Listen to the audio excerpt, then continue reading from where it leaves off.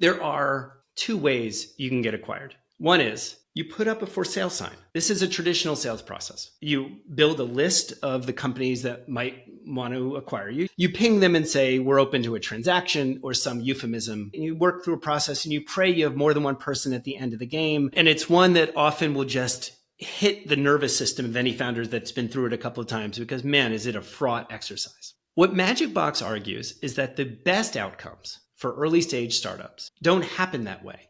You're never for sale. In fact, you have seduced a buyer. You have brought someone in. And there are three stages to MagicBox work.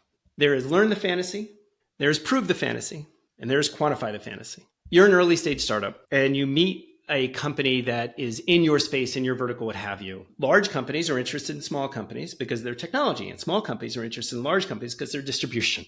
And there's someone at the large company who becomes fascinated with you. What's the fascination? What they see in their head is, oh, interesting. If I buy your company, this thing happens. The classic example of this is Instagram. It is MagicBox personified. There is no historical math that Facebook could look at that would justify $1 billion.